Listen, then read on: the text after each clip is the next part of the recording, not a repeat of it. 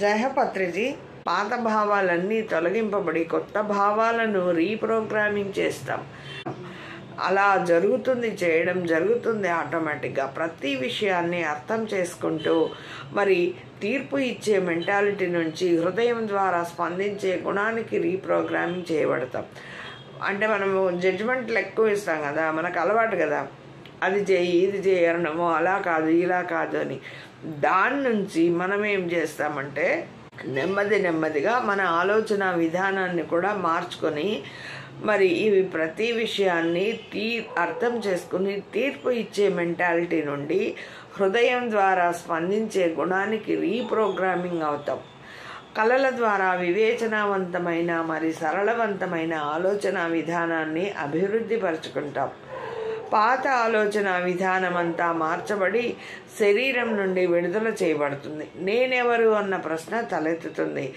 ఎవరు అన్న ప్రశ్నకు సమాధానం వెతకడం ప్రారంభిస్తాం. మనం ఎవరు, నేనెవరు, నేను ఈ భూమి మీదకి ఎందుకు వచ్చాను, నా జీవిత లక్ష్యం ఏమిటి? ఇప్పుడు ఈ పుస్తకం రచించిన డిఎన్ఏ స్వర్ణలత మేడం గారి జీవిత లక్ష్యం డిఎన్ఏ పోగులు 2 యాక్టివేట్ అయ్యాయి, మిగతావన్నీ యాక్టివేట్ కావడానికి ఏం చేయాలి అనే దాని మీద ఆమె మహాయోగిని అని పత్రిజీ సార్ చెప్పారు. మరి ఆ రచన చేస్తానంటే ఒప్పుకున్నారు, చెయ్యి అన్నారు. నువ్వు అందుకే ఇక్కడికి వచ్చావు అన్నారు భూమి మీదకి. ఈ బుక్ సృష్టించి ఈ బుక్ రచించి ఆ ధ్యానంలో ఉన్నత లోకాల్లోకి వెళ్ళి ఆ మాస్టర్స్ ఎలా చెప్తే అలా జ్ఞానాన్ని తీసుకొని అందరికీ ఉపయోగపడేలా నేర్పిస్తున్నారు. మరి ఒక్కొక్కరి జీవిత లక్ష్యం అలా ఉంటుంది. సో మనం ఎవరు అన్న ప్రశ్నకు సమాధానం వెతకడం ప్రారంభిస్తాం. 6వ లెవెల్, 6th లెవెల్, 6వ లెవెల్ పరస్పర మద్దతును ఇచ్చిపుచ్చుకుంటూ ఒక్కొక్కరి ఎదుగుదలకు సహకరించుకుంటూ ఉంటాం. సంబంధ బాంధవ్యాలతో ఉద్యోగ వ్యాపారాలలో అధిక మార్పులు సంభవిస్తాయి. మన యొక్క ఫ్రీక్వెన్సీ మార్పుల వల్ల ఇప్పటి వరకు ఉన్న స్నేహితులు మారి కొత్త వారు వస్తూ ఉంటారు. పాత నీరు పోయి కొత్త నీరు వస్తూ ఉంటుంది. అంటే మన సంబంధ బాంధవ్యాలు అప్గ్రేడ్ అవుతూ ఉంటాయి.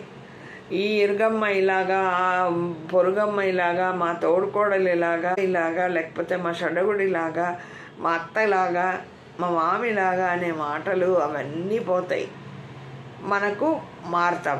అలాగే అలా చెప్పే ఫ్రెండ్స్ ఉంటారు మనకు. కొంతమంది ఫోన్ ఎత్తంగానే నేను ఇంత బాధపడుతున్నాను మా వాళ్ళతో అని, ఆ వాళ్ళందరూ కూడా తప్పిపోతారు మనకు. ఇప్పుడు ఆధ్యాత్మికతలో ఆధ్యాత్మికంగా ఫ్రెండ్స్ ఏర్పడి ఈ బుక్ బాగుంది, ఆ బుక్ బాగుంది, ఈ పారాయణం బాగుంది, ఈ బుక్ రీడింగ్ వల్ల జ్ఞానం చాలా వస్తుంది.